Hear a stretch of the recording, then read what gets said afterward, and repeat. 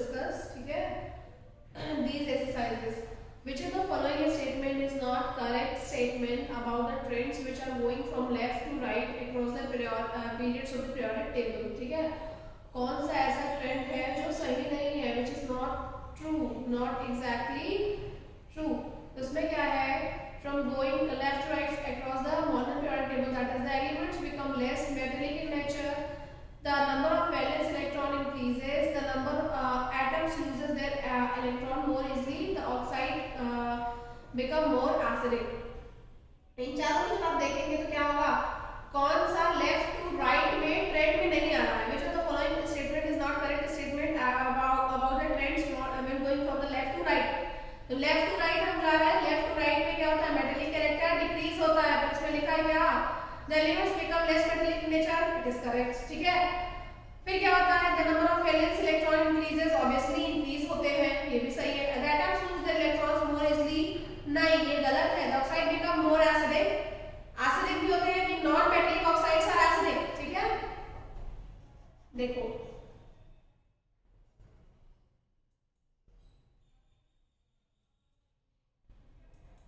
सी class, चलो देखो discuss करते हैं. पहला वाला देखिए, ठीक है? Which of the following statement is not a correct statement about the trends? ये इसलिए पढ़ा रहे हैं क्योंकि ये भी एग्जाम्स में आते हैं, ठीक है?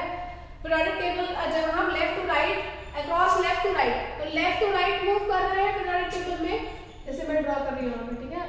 We are moving from left to right, हम लेफ्ट से राइट में मूव कर रहे हैं. तो देखो जब हम पीरियोडिक टेबल में लेफ्ट से राइट मतलब यहाँ से यहाँ, this is the left to right move करें. लेफ्ट टू राइट में पहला ऑप्शन क्या है? The metallic, the element become less metallic in nature. Element less metallic nature के होते हैं, तो ये क्या है? It is correct. ऑब्वियसली इधर वाले मेटल्स होते हैं, इधर वाले नॉन मेटल्स होते हैं, तो ये हमारा क्या हो जाएगा? ये हमारा लेस मेटलिक हो जाएगा. ये करेक्ट ऑप्शन सही है. The number of valence electron increases, obviously देखो या आप सोडियम के केस में देखो तो Na के केस में एक वैलेंस इलेक्ट्रॉन होता है, Cl के केस में कितने 7 वैलेंस इलेक्ट्रॉन होते हैं. तो लेफ्ट टू राइट जाने पे इधर 7 वैलेंस इलेक्ट्रॉन है, इधर 1 वैलेंस इलेक्ट्रॉन है, तो वैलेंस इलेक्ट्रॉन भी इंक्रीज होगा. The atoms losing their electrons more easily, हां नहीं ये गलत हो जाएगा क्योंकि देखो Na इधर है लेफ्ट साइड में और हम लेफ्ट टू राइट मूव कर रहे हैं, तो Na का देखो Na+1 शो करता है तो जल्दी से रिमूव कर देगा, जबकि Cl 7 लूज नहीं कर पाएगा, वो एक्सेप्ट करेगा. तो ये ऑप्शन आपका ये स्टेटमेंट सही है, ये भी स्टेटमेंट सही है, ये भी स्टेटमेंट सही है. Oxide become more acidic, obviously oxide होते हैं वो ज्यादा एसिडिक होते हैं. कैसे? क्योंकि नॉन मेटेलिक ऑक्साइड बनेंगे और नॉन मेटेलिक ऑक्साइड आपको पता है एसिडिक नेचर के होते हैं. यहाँ फॉर्मेशन होगा आपकी नॉन मेटेलिक ऑक्साइड का which are basically acidic in nature, तो आपका ऑप्शन नंबर जो सी होगा that will be the correct. यहाँ पे अगर मैं इरेज करती हूँ ऑप्शन नंबर सी आपका क्या होगा? ऑप्शन नंबर सी आपका ऑप्शन नंबर सी आपका क्या होगा? सही होगा. तो you will draw on option number C, ठीक है? नेक्स्ट देखिए, element X form a chloride with the formula HCl2 which is a solid with a high melting point. X would be largely in the same group of the periodic table as. अब देखो बहुत simple है. N 1 है valency, Mg 2 valency है, Al 3 valency, Si की valency 4 है, ठीक है? अब HCl2 है, कंपाउंड हमारा HCl2 बन रहा है. HCl2 बन रहा है, इसका मतलब जो हमारा मेटल है it has a valency of 2, तभी तो Cl के नीचे 2 आया है, तो MgCl2 सही ऑप्शन मिल जाएगा आपको, ठीक है? Next, which element has 2 shells both of which are completely filled with the electrons? Which element has 2 shells both of which are completely filled with the electron? 2 shell होते हैं, तो 2 शेल किसमें है आपके? That is 2 8, 2 और 8 that is 10 fluorine neon. Neon में एक ऐसा एलिमेंट है जिसमें 2 शेल है, नियोन 2 शेल है और 2 शेल कंप्लीटली फिल्ड है, मतलब 1 2 और इसमें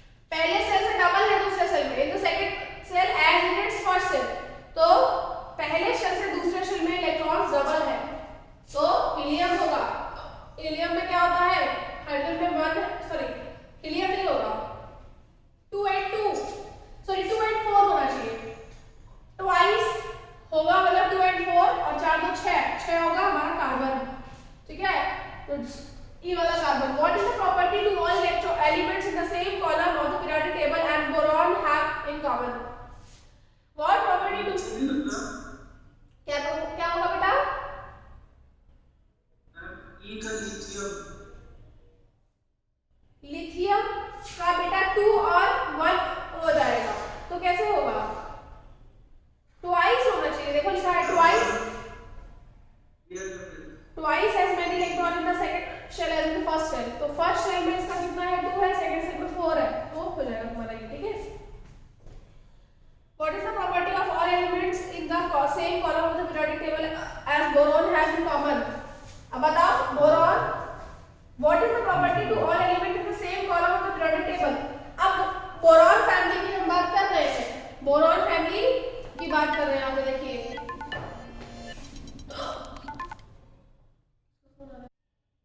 ठीक है बेटा. यहाँ पे देखिए बोरॉन फैमिली की हम बात कर रहे हैं. बोरॉन फैमिली में सारी की प्रॉपर्टी बतानी है. तो बोरॉन फैमिली की प्रॉपर्टी के अकॉर्डिंग आप देख लीजिए. इनका इलेक्ट्रॉनिक कॉन्फ़िगरेशन क्या होता है? 2 और 3, मतलब वैलेंस इलेक्ट्रॉन 3 है. ठीक है. समझ में आया कि नहीं? ठीक है. 3 इलेक्ट्रॉन्स हैं. और इसकी प्रॉपर्टी क्या हो सकती है? ये सारे के सारे एल्युमिनियम. ठीक है.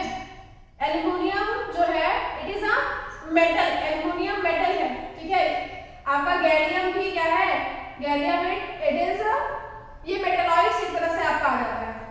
ठीक है. बेसिकली ये ना तो नॉन मेटल है, ये भी आप एक तरह का मेटल आ जाता है. इंडियम. ठीक है. इसकी प्रॉपर्टी में आप देख सकते हैं. जो पहली प्रॉपर्टी है कि सभी कॉमन प्रॉपर्टी लिखी है. आउटर मोस्ट में इसमें 3 इलेक्ट्रॉन होंगे. वैल्यूएशन में 3 इलेक्ट्रॉन्स होंगे. पहली प्रॉपर्टी होगी. दूसरी प्रॉपर्टी क्या हो सकती है इसकी? बोरॉन फैमिली की. और भी प्रॉपर्टीज बताइए. ये कंपाउंड बनाएगा. अगर ये हेलोजन के साथ मिक्स होगा तो ये Cl3 नाम का कंपाउंड बनाएगा. ठीक है. इसके ऑक्साइड एसिडिक होते हैं या बेसिक होते हैं?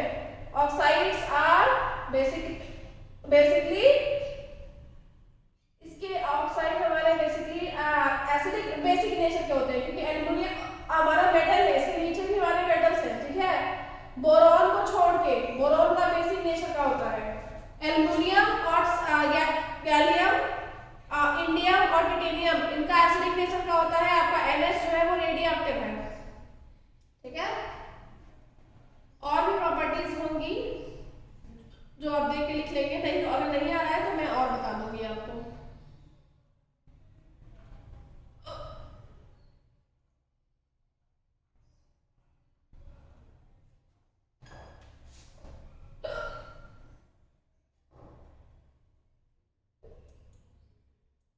यहाँ पे देखिए what all the property to the same column of the periodic table as the fluorine has in common. तो फ्लोरीन, क्लोरीन, ब्रोमीन, आयोडीन सब हैलोजन है. इलेक्ट्रॉनिक कॉन्फ़िगरेशन है 2 8 7. वैलेंसी है 1. They have tendency to they accept one electron. ठीक है. ये सारी चीजें लिख सकते हैं. ये हमारे मेटल्स के साथ मिलके कंपाउंड बना, सॉल्ट बना सकते हैं. ठीक है. हाइड्रोजन के साथ मिलके they form the acid. Hydrogen iodide, hydrogen bromide, hydrogen chloride सब बना सकते हैं. ठीक है. Hydrogen chloride. ये प्रॉपर्टीज आप लिख सकते हैं. An atom has electronic configuration 2 8 7. 2 8 7 17 है. 17 मतलब chlorine. What is atomic number of the element? 17. To which following element would be chemically similar? 9 वाले के सिमिलर होगा ना. फ्लोरीन के सिमिलर होगा. ये क्लोरीन हमारा. ठीक है. तो ये फ्लोरीन के सिमिलर होगा क्योंकि फ्लोरीन की फैमिली में बिलोंग करता है. The position of the 3 elements ABC in the periodic table are shown in figure. ठीक है. State whether A is metal और नॉन मेटल. A ग्रुप 17 में है. ग्रुप 17 वाले नॉन मेटल होते हैं. आपको पता है क्लोरीन वाला हैलोजन नॉन मेटल्स है. State whether C is more reactive or less reactive than A. ठीक है. C जो है वो A से लेस रिएक्टिव होगा बेटा. क्यों? क्योंकि C का साइज बड़ा है. जिसका साइज बड़ा होता है उतना ही कम रिएक्टिव होता है. जैसे जो जितना मोटा होता है उतना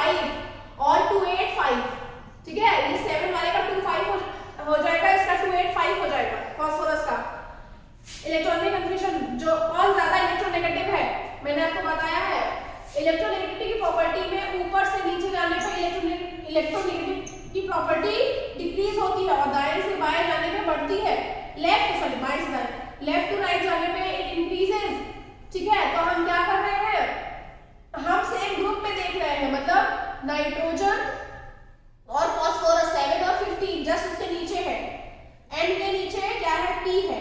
तो ऊपर से नीचे जा रहे हैं, ऊपर से नीचे जाएंगे तो इलेक्ट्रोनेगेटिविटी विल डिक्रीज, ठीक है, मैंने बताया है। तो कौन ज्यादा इलेक्ट्रोनेगेटिव होगा, आपका nitrogen will be more electronegative than the phosphorus, because as we go down in the group the electronegativity decreases. समझ में आया, ये रीजन हम यहाँ पे मेंशन कर देंगे। How does the electronic configuration of an atom relate to its position in the modern periodic table.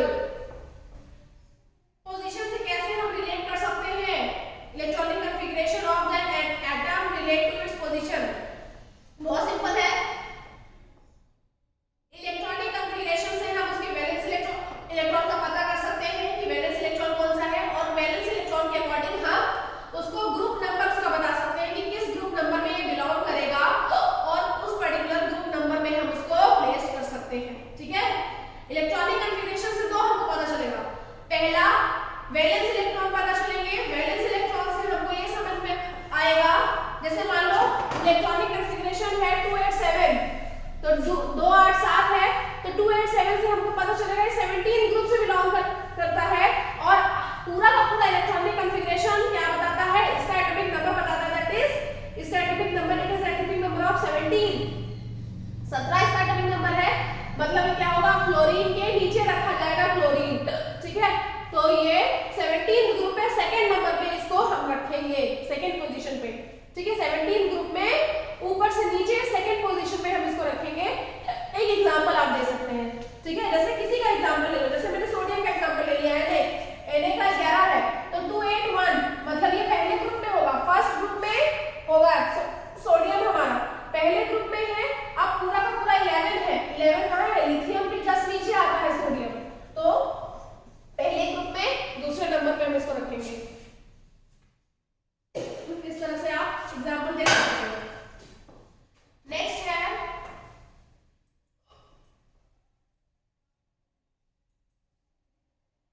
है आपका बेटा, in modern periodic table calcium atomic number 20 surrounded by the elements with atomic number 19 when 19 20 में 38 which of these have physical and chemical properties resembling with calcium। बहुत simple है, calcium के नीचे आता है आपका स्ट्रोंशियम, कैल्शियम नीचे बेरियम आता है।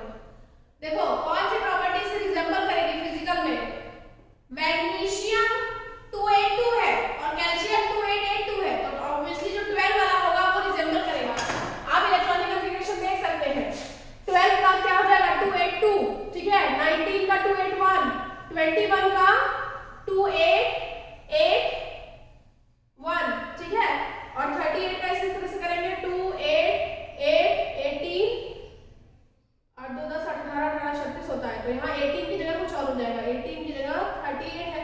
अच्छा 8 2 10 18 36 38 है ना, 2888 18 और फिर 2, हालांकि ये गलत होता है, ये रॉन्ग होता है, इसलिए हम एसपीडीएफ सीखते हैं, ठीक है। अब यहाँ आपका सिर्फ और कैल्शियम है 2882, तो क्या हो जाएगा, 2 से रिजेंबल से 282 कर रहा है, मतलब आउटर मोस्ट में 2 इलेक्ट्रॉन है, तो ये इसका प्रॉपर्टी 12 के साथ मिक्स होगा, that is called the magnesium. तो magnesium and calcium will show the same property, physical property same होगी दोनों की।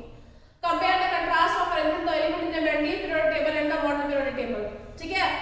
एक सबसे बड़ा यही है कि जो मेंडलीव थे उन्होंने बेटा क्या लिया था, उन्होंने एटॉमिक मास लिया था, और मॉडर्न पीरियोडिक टेबल में एटॉमिक नंबर लिया गया है, जो सबसे बड़ा डिफरेंस है इसमें और एलिमेंट्स को अरेंज करने का। अगर कोई साइंटिस्ट आ जाता है अभी नया, जो इस पर्टिकुलर मॉडर्न पीरियोडिक टेबल को मॉडिफाई करते हैं, तो हम उसके अकॉर्डिंग पढ़ने लगेंगे, तो मूजले फिर क्या हो जाएंगे, मूजले भी हट जाएंगे, अलग हो जाएंगे, ठीक है, फिर हम और नया पढ़ेंगे, लेकिन अभी तक मूजले ने ही जो डिस्कवर किया वही पढ़ रहे हैं। तो इसमें सबसे बड़ा कंट्रास्ट क्या था कि उसमें उन्होंने एटॉमिक मास लिया था, इन्होंने इसमें एटॉमिक नंबर लिया है, ठीक है। एटॉमिक नंबर के बेसिस पे हम इसको पढ़ते हैं।